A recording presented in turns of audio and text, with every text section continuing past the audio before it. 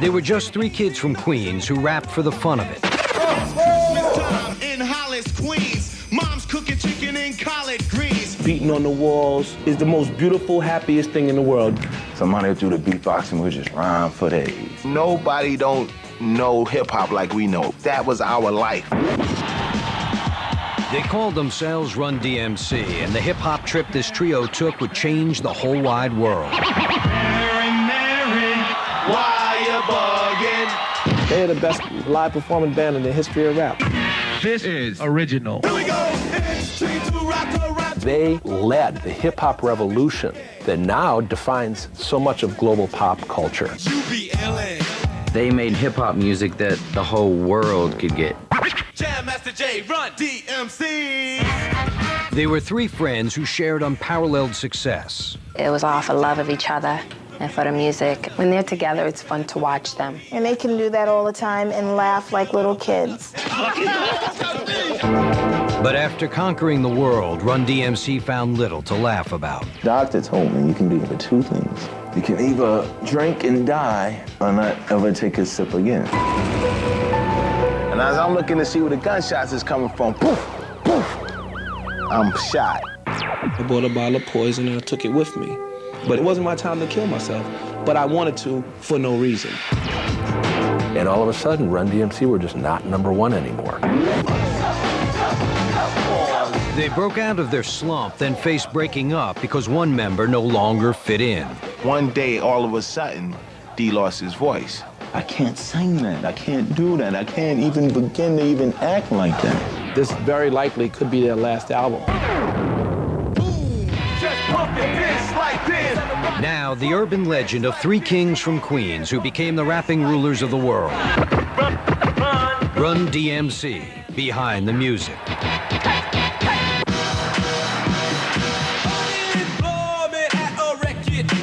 Joey Simmons is Reverend Run.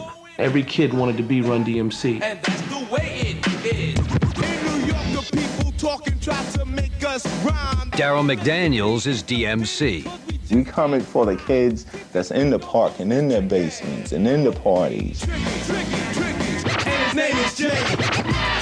Jason Mizell is Jam Master J. Nobody in America is hot as us. Hello, everybody. How do you do? Together, as Run-D.M.C, they did in their time what Elvis and the Beatles and the Sex Pistols did in theirs. They changed the sound of pop music and transformed popular culture in the process.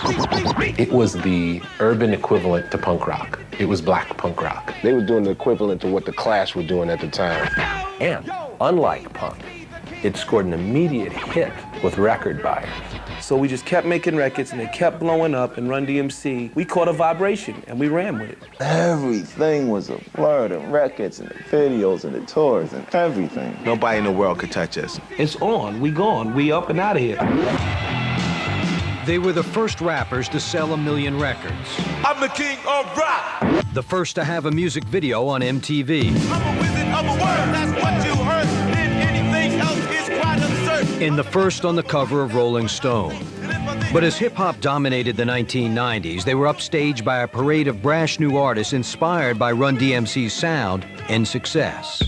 Fame can affect you, man, especially when you're a pioneer and you didn't get to see anybody else go through it. I don't think they were grounded at that time. I think that they had a lot of issues. D was an alcoholic.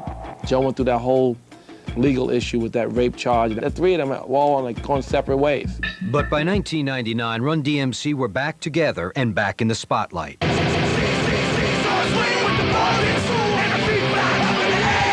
Their much-anticipated new album, Crown Royal, features duets with some of the biggest new stars of rap and rock. The king of rock, ooh, that be my hobby and job. And when I come and bring the ruckus, suckers, duckers, and dodge. But Run-D.M.C's comeback plans were threatened as Darryl McDaniels became the trio's odd man out. He's 35 now. His views are different, you know? It's not what it used to be. It's not when they were teenagers. I want to say stuff like, yo, check this out. I don't drink no more. I've been rapping so long that my throat is sore. D don't care what number he is on the hip-hop MC list. Run is totally still battling, and D is just on relax mode. I try to keep the thing together, which is impossible, because the more I try, the more it would show that D's not there. At this point, they're really on the verge of breaking up. To understand how Run-D.M.C got to this point, you have to go back more than 20 years to the streets of Hollis, Queens. Joey Simmons, Darryl McDaniels, and Jason Mizell all grew up in a once quiet middle-class neighborhood that by the mid-'70s had seen better times. You had your welfare families, you had your poverty, you had your drugs, you had your crime. I lived on 25th Street in Hollis, my brother and everybody, and I had friends on 25th on 104th Avenue that we hung with. Pump it up some. By 1977, 13-year-old Joey Simmons had become a whiz on the turntables and got the attention of his older brother, Russell. And the reason his name was DJ Run is because he would cut the records so fast. Russell was managing a rapper named Curtis Blow. He gave his baby brother a chance to be Curtis Blow's DJ. They make me DJ Run, the son of Curtis Blow. I'm down. I can't believe I'm down. That night, I go do the show for 35 bucks a night. I'm rich. It was at one of those gigs in 1978 that 13-year-old Justine Jones saw 14-year-old DJ Run. Everyone was going crazy over Curtis Blow, and I went crazy over Run. I don't know what's going on. You know, I don't know that nobody's particulars looking at me. Then it was like we fell in love. He wrote letters. So I'm writing letters back and forth to her. She told me she loved me, boom, boom, boom. But I lived in Long Island. He lived in Queens. Justine and Joey managed to get together for 3 dates. Then they lost touch with each other. 13 years would pass before they'd meet again. While Joey was meeting girls and making money with Curtis Blow, 14-year-old Darryl McDaniels was spending his after-school time with comic book superheroes. You know, growing up, I would just spend endless hours in my room, sitting by the window watching other kids play, but I was drawing Spider-Man, Captain America, Superman, just drawing comic books. During his junior year at Rice Catholic High School in 1981, Darryl switched from drawing comic books to writing rap hooks. He dubbed himself DMC. Rap was a way for me to express what I was thinking, you know, so I put my turntables to the side and just started writing books and rhymes. Basketball brought Darryl and Joey together, but shooting hoops gave way to other interests. We go back in the alleyway, drink our beer, smoke our little reefers. Somebody would do the beatboxing, we just rhyme for days. This is what me and D did every day. Rhyme, get high, turntables, basketball, the whole thing. Well, I rehearse cause I'm first and I'm number one, and I'm the best, not the worst, cause the name is Run. And I'm second in the record that you want to see. And MC, like this, inside the place to be. After 18-year-old Joey Simmons graduated from high school in 1982, he convinced his brother Russell, now a successful rap producer, to let him cut a record. We always knew that Run could rap, but I never wanted to mess with him until he finished school.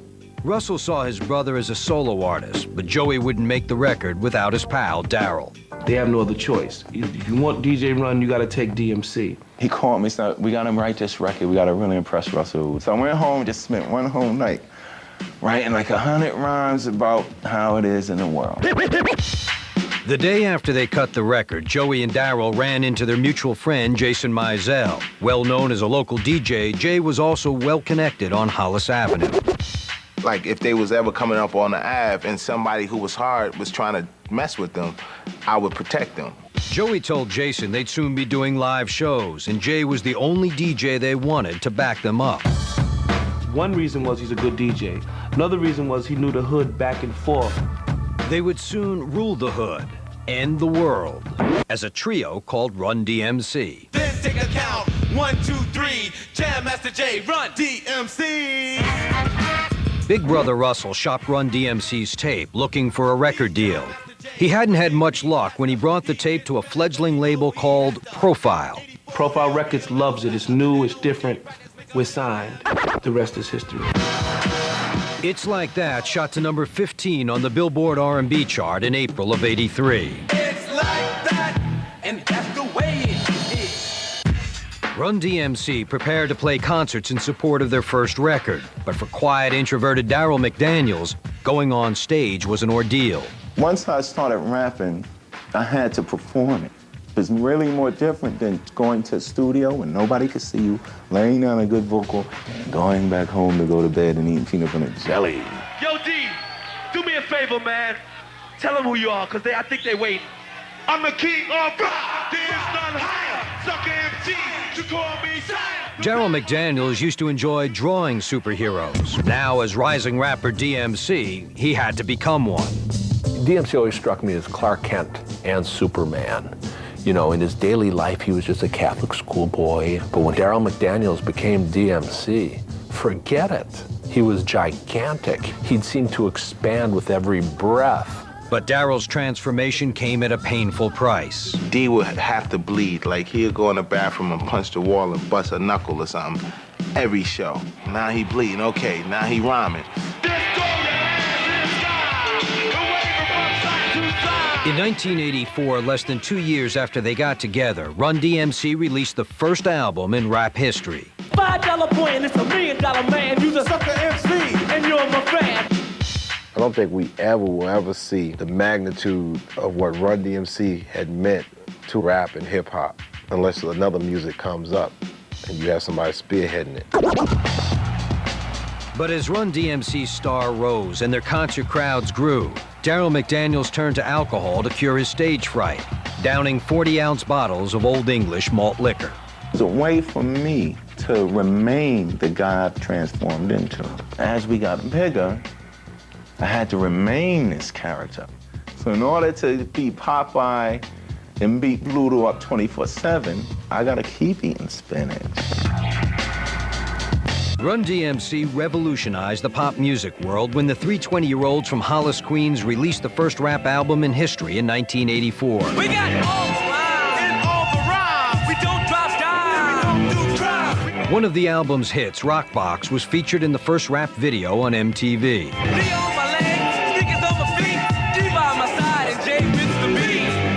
Guided by Joey Simmons' older brother Russell, Run-D.M.C had established themselves as leading pioneers of rap.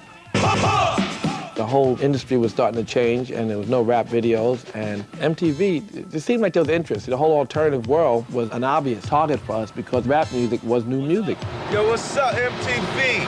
What's going on? It just got bigger and bigger and bigger. Every record we made, you know, we flowed, God anointed and appointed, and we flew with it.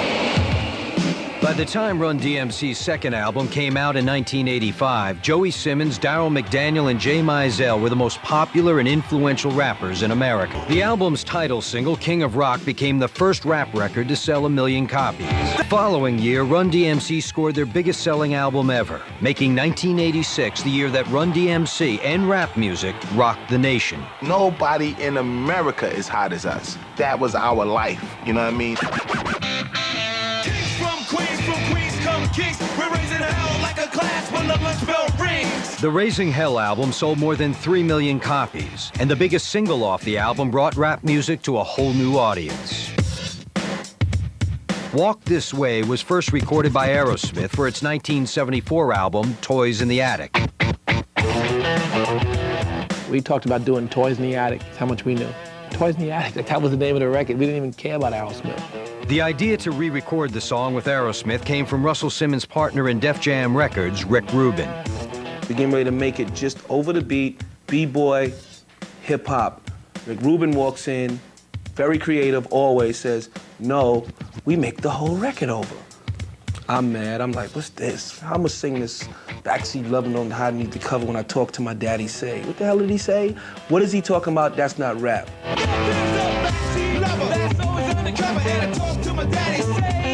Walk This Way became Run-D.M.C's biggest hit, winning fans who had never bought a rap record before. We always made music that was colorblind, and the fact that we worked with people like Run-D.M.C and put them together with Aerosmith really opened things up and brought this music to the masses. Raising Hell was the culmination of all the hard work that they'd put into their careers up until that moment. Then they start this gigantic tour, an arena tour that took them on 50, 60-odd dates. It's Run-D.M.C at the top of the bill, and this younger upstart named LL Cool J. And at the bottom of the bill, these little punks, the Beastie Boys. The whole thing of Run-D.M.C was like a ride. Straight up to the top. Run-D.M.C was riding high as they headed to the West Coast on their triumphant tour. At the height of our career, we're the biggest thing everywhere. So here we come into Long Beach and excitement's in the air. The excitement turned ugly when gang violence disrupted their concert in Long Beach. The gang thing was building up, and they was gonna meet up at our show, and it was gonna go down. We ain't have nothing to do with it. We had no control over it. That day, on August 17th, 1986, before Run-D.M.C had a chance to take the stage, several hundred gang members stormed the front rows, beating concertgoers and fighting with rival gang members. We're about to do the show. I hear something's going on. There's gonna be no show. Didn't know how bad and bloody it was getting. The police is scared. The security is scared. The groups are scared. It took 60 policemen in riot gear to clear the arena. When it was all over, 39 people had been hospitalized for treatment. 3 of them with serious injuries. That was gang-related. That didn't have anything to do with Run-D.M.C or their music or anything like that. In the aftermath of the violence, Run-D.M.C took the brunt of the criticism. Last night was something different. You got 14,500 people in a place. 300 of them is running through the concert, rampaging, beating people up, robbing, and tearing the whole floor apart. We stand for only positive things. So if it's 300 negative people coming to place, how could you say they're with us positive people? But while the Long Beach riot may have marred Run-D.M.C's image, it didn't hurt their record sales. The record sales just went, started soaring to the sky. And the Run-D.M.C juggernaut rolled on around the world. When we first went to Japan and got off the plane, and there was people standing there with Run-D.M.C hats on, gold chains, Adidas, no laces in them, and Adidas suits. Get out of here. The pressures of unprecedented success were pushing Darryl McDaniels steadily toward alcoholism. First, it was just I come outside and I get 1 40-ounce to start the day. Got to a point where I go to this store and I buy a case and put it in my trunk. Cases a day of 40 ounces, just drink them like for breakfast. He wouldn't eat no food. He would just drink beer, drink liquor, drink beer, liquor. Straight up and down, every time I seen him, he was turning up a 40. It was unbelievable how my man was knocking those 40s down. So it was like at one point, all I was consuming was beer. You know what I'm saying? I only ate when I was starving, dying, and had to. In 1986, Run-D.M.C was the bomb. That year, the popularity of Run-D.M.C and the rap music they performed and promoted exploded. Mary, why you bugging? 35 years earlier, you know, when you saw Elvis, basically he embodied rock style for everybody. You know, the Beatles came along 10 years later and they embodied rock style at that moment. Run-D.M.C have always struck me as the Beatles of hip hop.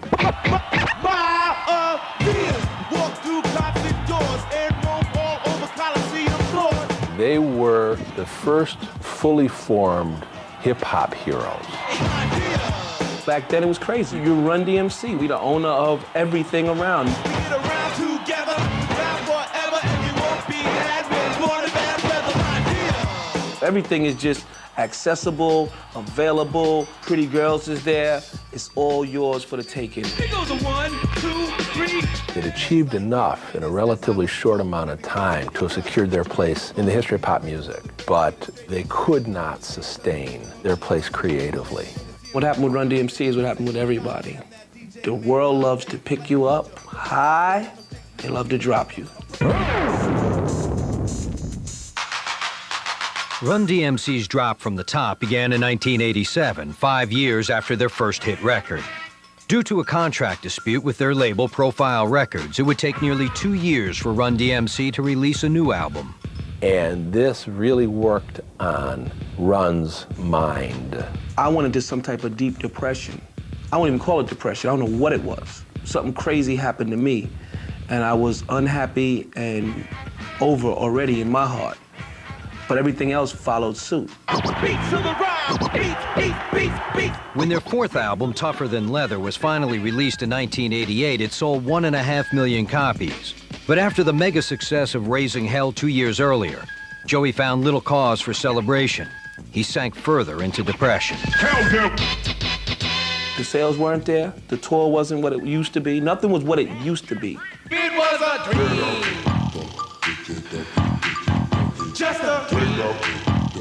I thought it was a demonic depression. I don't know what the hell it was. I know I was unhappy, and I had stupid thoughts in my mind. Joey said, I'm thinking about killing myself. You, man, you're not gonna kill yourself. All right, if you're gonna kill yourself, then we die then. You know what I'm saying? Just die. So let's not do hip hop. He was depressed, and he was in the darkness.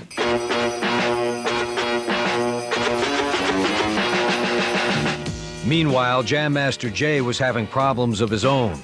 Christmas '87 had been anything but festive. We weren't married at the time.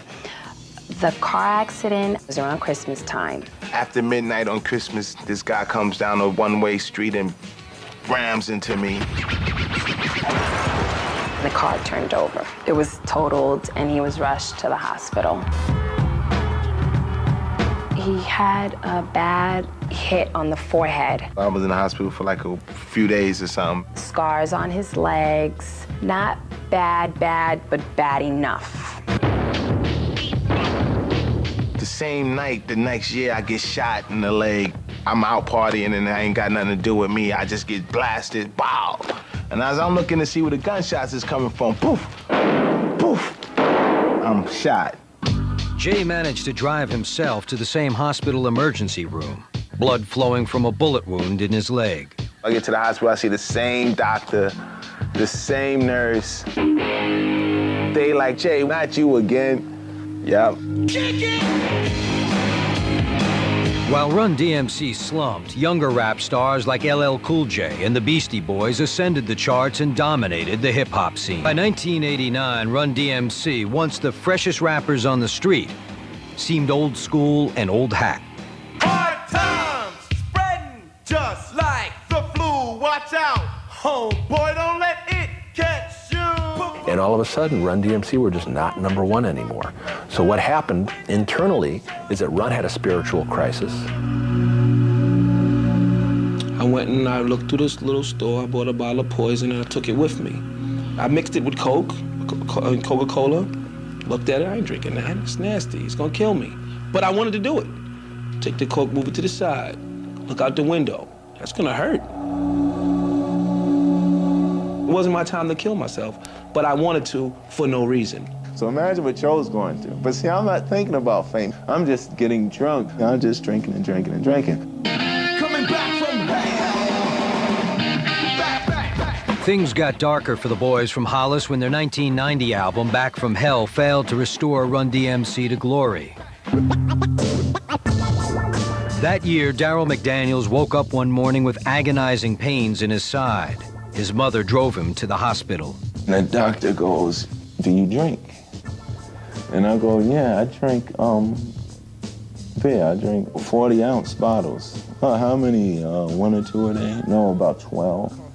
When that tells me, right, nurse, IV, boom, bang, this and that, no food, no water. Darryl was diagnosed with pancreatitis brought on by heavy drinking. Lying in a hospital bed for 3 weeks, the 26-year-old reassessed his life and his future. Doctor told me you can do either 2 things. You can either drink and die or not ever take a sip again. Darryl calls it the sickness that saved his life. So I was thinking, am I going to be able to go on stage sober? Because now I'm thinking different, I'm eating different, I'm looking different, and even spiritually I'm different.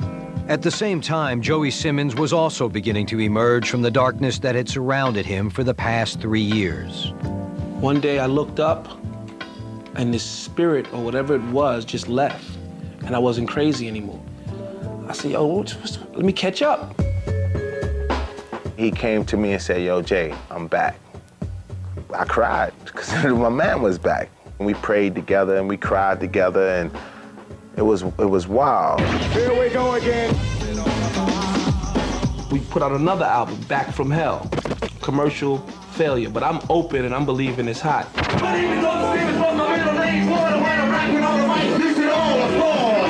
So we out doing our show. We doing a show in Cleveland and some girls up front, we rapping. They follow us back to the hotel. What happened after that 1991 concert in Cleveland would put Run's newly recovered peace of mind through a time of trial, literally. Girl comes in the hallway, you know, they knock on my door, whatever, I sign autographs and all, close my door. Next thing you know, they're telling me, switch rooms, this girl said you raped her.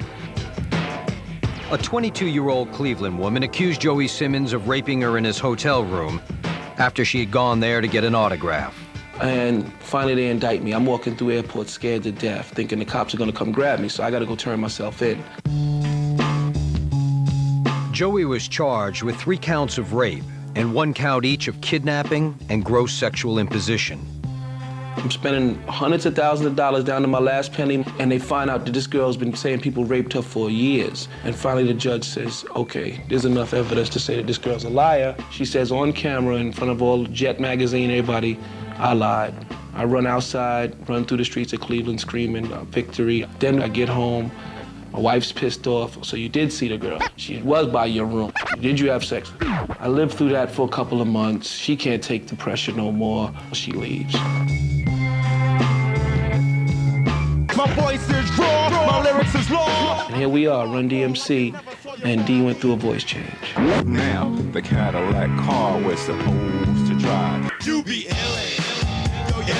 In the late 1980s, Joey Simmons, Darryl McDaniels, and Jason Mizell learned the destructive downside of megastardom. Legal hassles and a loss of popularity combined with a deadly drinking problem, a suicidal depression, a car crash, and a gunshot wound to bring their darkening decade to a close. And after Joey's acquittal on a 1991 rape charge, Run-D.M.C had nowhere to go but up. I think they started to come back home, you know, after Joey's trial got exonerated, having that time off and having time to reflect and having time to change their lives for the better in a lot of ways. All 3 of them did it alone. All 3 of them fought their demons alone. After his trial, Joey Simmons found himself alone in his own home. His wife had left him. House was basically not empty. She took some things, broke out, didn't tell me where she was living, took the kids, did what I had to do, got a divorce, moved on. Chill, ain't no time to get ill. Word to her. Yeah, it's the will of God.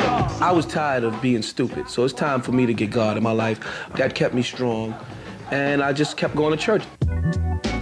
But while Joey became more and more religious, on stage, DJ Run kept his newfound faith to himself. I told Joe, yo, man, you better let everybody know that you down with Christ. He was like, you for real, Jay? You know what I'm saying? Coming from the thug of the group, telling them that. So after that, he was off. Rev Run. Jam Master Jay may have once been the thug of the group, but Jason Mizell was entering the 90s as a solid citizen. Between Run-D.M.C projects, Jay began producing other rap and R&B artists and opened his own recording studio. He did say by the age of 35, he wanted to start settling down and be a big business person behind the scenes. And now he is doing what he aspired to do.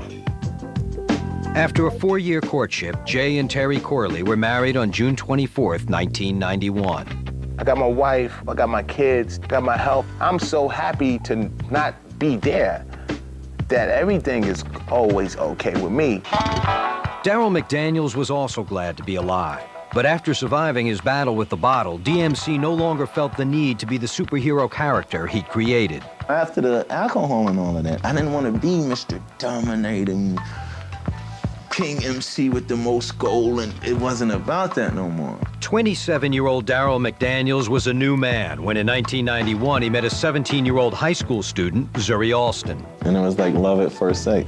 It was like, boom. The whole world stopped. Zuri couldn't imagine that her quiet new beau was the notorious rapper DMC. I'm like, is this the same guy? Because this guy picks me up and he holds my hand. He's just the sweetest guy. So I think that helped me fall in love with him. 18-year-old Zuri became Mrs. DMC on September 28, 1992. He doesn't smoke, drink, weed, nothing. He's very focused on his body, his energy, what he eats. very healthy now. So I guess it's a bad thing that turned good. Joey Simmons also found love again when an old flame was rekindled in 1991. My marriage comes to an abrupt end. A mutual friend comes up to me and tells me about somebody named Justine. I say, I remember. Justine Jones also remembered the 14-year-old DJ she'd met back in 1978. After 13 years without contact, Justine got a phone call from Run. He waited the perfect time, and I understand when you come out of any relationship, you have to be careful. Run and Justine began dating and attending church together. And it seemed like everything just fell in place for us. Everything also began to fall in place again for Run-D.M.C. Their next album reflected their renewed strength and growing faith. Down with the King was a record that came out in '93. I was a deacon still, and DMC was going to the church with me. We came with that, we called it Down with the King. The record is slamming, we can't deny it, and it goes to the top of the charts. Only G.O.D. could be a king to me, and if the G.O.D. be in me, then a king I'll be. Down with the King was released in 1993 and entered the Billboard R&B chart at #1. I think the record Down with the King represented all of them getting healthy.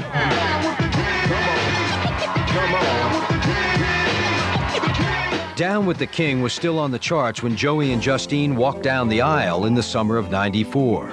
We had a honeymoon baby. It was good.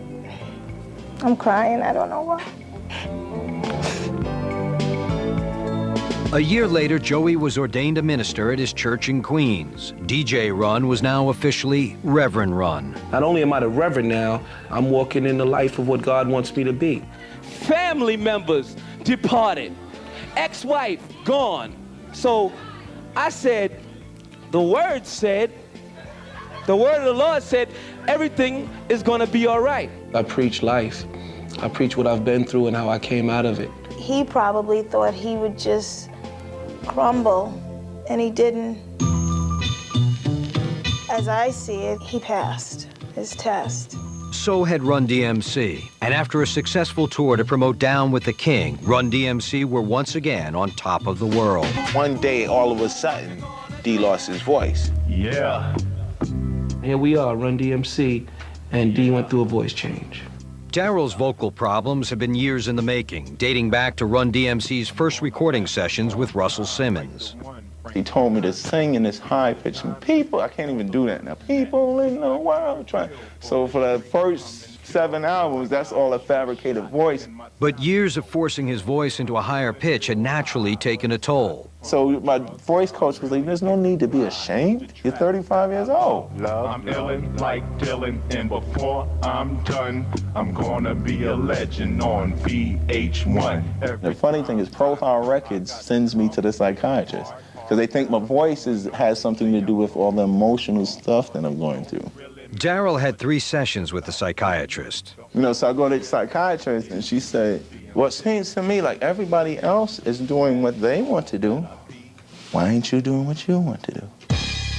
Darryl began to feel that he could no longer fit comfortably into his old role in Run-D.M.C. The last 5 years of my life has been the worst 5 years ever. But I just want people to know it's not just the voice. Understand that world hours to whoever got an opinion. Everything's different.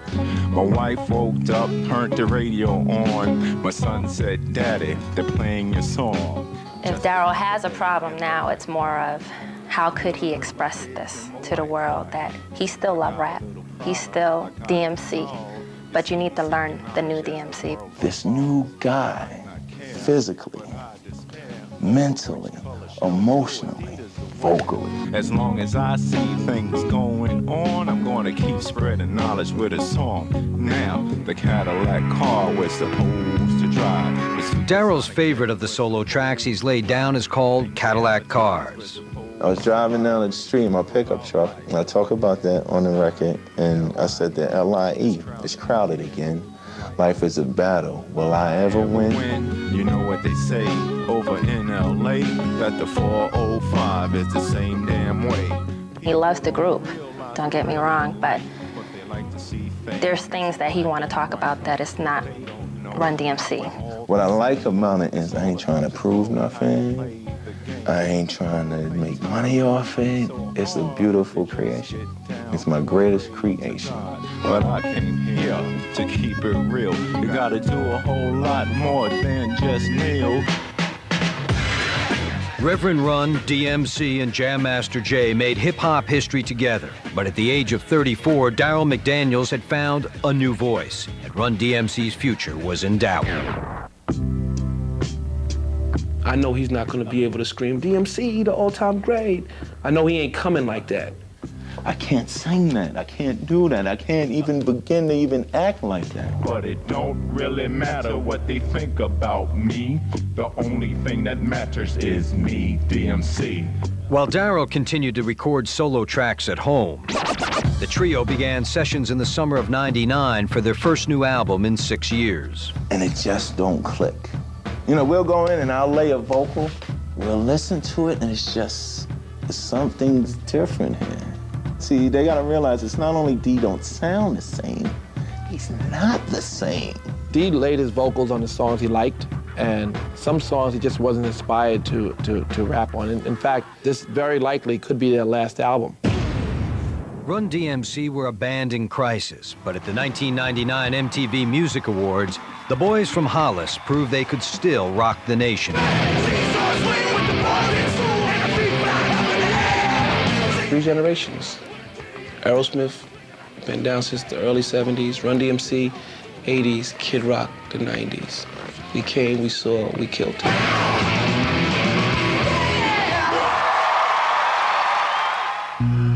But despite Run-D.M.C's upbeat appearance that night, the gulf between DMC and the band was widening.